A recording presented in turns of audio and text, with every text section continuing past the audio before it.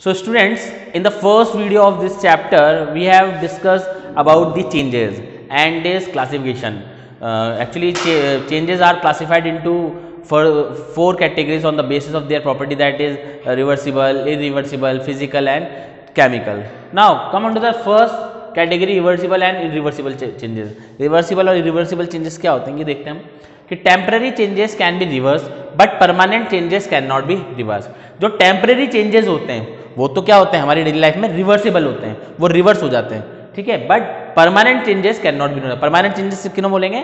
जो रिवर्स नहीं होंगे, यानी एक बार कोई दूसरा सब्सटेंस बन गया तो वो अपने वापस नए सब्सटेंस में, पुराने वाले सब्सटेंस में या पुराने वाले फॉर्म में नहीं आएगा। So one way to group changes could be identifying whether they can be reverse और नॉट, ठीक है। तो हम ये आइडेंटिफाई कर सकते हैं ग्रुप के चेंजेस से कि भाई वो रिवर्सिबल है या नहीं है। Such changes that can be reverse to get the original substances are called reversible changes. कि जो चेंजेस रिवर्स होकर अपने ओरिजिनल सब्सटेंस में आ जाएं, यानी ओरिजिनल फॉर्म में आ जाएं, ऐसे चेंजेस तो कहलाएंगे आपके reversible changes. When we heat water it changes into steam. देखिए इसके लिए बहुत अच्छा एग्जांपल देखते हैं कि जब हम वाटर को हीट अप करते हैं, हीट किया, इट चेंजेस इनटू स्टीम, तो वाटर किसमें कन्वर्ट हो जाता है? स्टीम में कन्वर्ट हो जाता है। This process is called vaporisation. इस प्रोसेस को क्या बोलते हैं हम? Vaporisation. If the steam is cooled down it changes back into the water, this process is called condensation. देखिए हमने वाटर को हीट अप किया, वाटर किसमें चेंज हो गई? स्टीम के अंदर, ठीक है। फिर हमने स्टीम को फर्दर कूल किया, कूल डाउन होने के बाद क्या हुआ? वो स्टीम किसमें चेंजेस हो गई? वाटर में। ये वाली प्रोसेस कहलाती है condensation. So the vaporisation and condensation are example of reversible changes. तो यानी जब वेपर अगेन वाटर में बदली तो मतलब क्या हुआ? उसने अपना ओरिजिनल फॉर्म अटेन कर लिया। तो हम ये कह सकते हैं, वी कैन से दैट कि vaporisation and condensation are example of reversible changes. कि वेपराइजेशन और कंडेंसेशन रिवर्सिबल चेंजेस के एग्जांपल हैं। There are some changes that can not be reverse. और कुछ चेंजेस होते हैं जो रिवर्स नहीं होते हैं, यानी वो अपना ओरिजिनल फॉर्म अटेन नहीं करते हैं। Such changes that can not be reverse to get back the original substance are called irreversible changes. और ऐसे चेंजेस जिसमें सब्सटेंस अपना ओरिजिनल फॉर्म नहीं अटेन करे, ऐसे चेंजेस को बोलेंगे हम irreversible changes. Growth of living things, cooking food, digestion of food, burning of coal और paper, ripening of fruits and crops and curdling of milk are example of irreversible changes। देखिए ये जितने भी एग्जाम्पल हैं ये किसके एग्जाम्पल हैं? ये irreversible changes के एग्जाम्पल हैं, ठीक है। ग्रोथ ऑफ लिविंग थिंग्स, भाई आज कोई 4 साल के हो, 4 साल का कोई बच्चा है, वो आने वाले 10 साल बाद 14 ईयर्स का हो जाएगा। अब क्या वो 14 ईयर्स के होने के बाद वापस अगेन 4 ईयर्स का हो सकता है? क्या नहीं हो सकता। कुकिंग ऑफ फूड, हमने वेजिटेबल्स को कट करके कोई भी फूड आइटम बना लिया, क्या हम उस फूड आइटम से वापस वो वेजिटेबल ऑब्टेन कर सकते हैं? क्या नहीं कर सकते। हम उसके ओरिजिनल फॉर्म नहीं ला सकते। तो ये कौन से चेंजेस हो गए? ये हो गए हमारे irreversible changes. Ripening of fruit, fruit पक गया, फ्रूट से क्या हम वापस सीड बना लेंगे? क्या है ना, पके हुए फ्रूट से नहीं बना सकते, ठीक है ना। एंड कर्डलिंग ऑफ मिल्क, हम दूध से दही बना के अगर हमने बना लिया एक बार तो दही से क्या वापस मिल्क बन जाएगा? कर्ड से वापस हम मिल्क बना सकते हैं? नहीं बना सकते। क्यों? हम जो तो जिन रिएक्शंस में, जिन चेंजेस में ओरिजिनल फॉर्म अटेन नहीं कर सकता है सब्सटेंस, वो चेंजेस कहलाते हैं हमारे irreversible changes. In irreversible changes there might be a change in the internal structure of substance. हाँ, एक कंडीशन ये है कि इरिवर्सिबल चेंज में ऑब्जेक्ट की जो इंटरनल स्ट्रक्चर में उसमें दे माइट बी पॉसिबल कि उसमें कुछ चेंजेस आ जाए। For example tearing a sheet of paper into small piece is an irreversible change.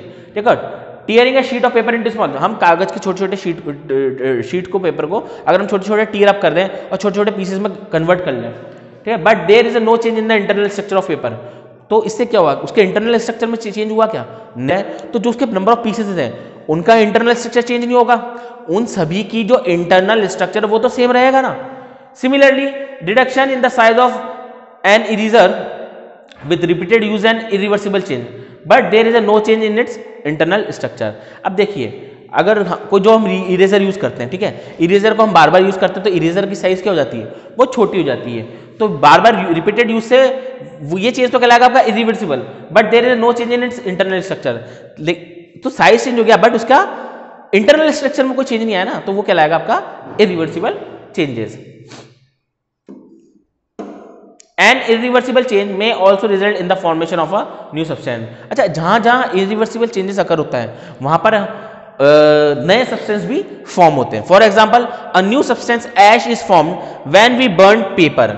जब हम पेपर को बर्न करते हैं तो वो पेपर किस में कन्वर्ट हो जाता है? ऐश में। ऐश मतलब राख। We can not change ash back into paper. क्या हम ऐश से वापस पेपर बना सकते हैं? क्या नहीं बना सकते हैं। Bursting of fire crackers is also an irreversible changes. हम क्रैकर्स जलाते हैं, क्रैकर्स को बर्न करते हैं। क्रैकर को बर्न करने के बाद जो क्रैकर्स में जब फायर लगती है तो फायर बर्न आउट होने के बाद क्या हम वापस से उसको क्रैकर में बना सकते हैं? क्या नहीं बना सकते। वो क्या हो जाएगा? वो तो या तो स्मोक में कन्वर्ट हो जाएगा या फिर उसका गार्बेज बच जाएगा और जो हमारा एक्सप्लोजिव है वो पूरा खत्म हो जाएगा। तो ये भी क्या है? आपका इरिवर्सिबल चेंजेस है। It produce smoke, heat, light and ash. देखिए वही बात आ गई फायर क्रैकर्स की कि फायर क्रैकर्स जो था उसने क्या क्या प्रोड्यूस करा? उसने स्मोक प्रोड्यूस कर दिया जलने के बाद, उसने हीट दी, उसने लाइट दी, उसने एश दी और बहुत सारा गार्बेज बचेगा। Growth of living things is also an irreversible changes. और नॉर्मल किसी भी लिविंग ऑर्गेनिज्म की जो ग्रोथ है वो भी एक इरिवर्सिबल चेंजेस है। एक बार किसी लिविंग ऑर्गेनिज्म ने ग्रो कर लिया तो वो वापस अपने ओरिजिनल फॉर्म में नहीं आ पाएगा। Thus, changes can be grouped as reversible or is irreversible। इसलिए हम चेंजेस को ग्रुप में क्लासिफाई कर सकते हैं, रिवर्सिबल और irreversible. Souring of milk, spoiling of food and rotting of an egg are also reversible changes है।